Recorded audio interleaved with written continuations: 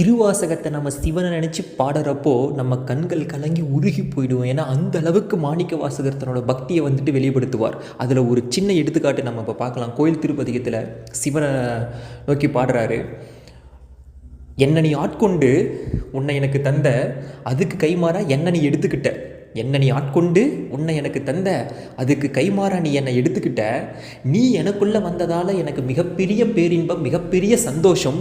ஆனால் நான் உனக்குள்ளே வந்தனால உனக்கு அதில் என்ன இருக்க போகுது? ஒன்றுமே இல்லை.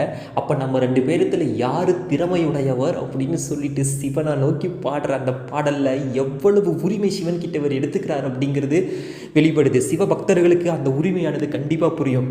அதோடு நிறுத்தாமல், நான் உனக்கு என்ன கைமாறு செய்ய போகிறேன், நான் உனக்கு என்ன கைமாறு செய்ய போகிற திருப்பெருந்துறை சிவனே அப்படின்னு சொல்லிட்டு மாணிக்க வாசகர் பாடுவார். இது அப்படியே கண் கலங்கி போயிடுது நம்ம கேட்குறப்போ. சிவனை நினச்சி நம்ம கேட்குறப்போ கண் கலங்கி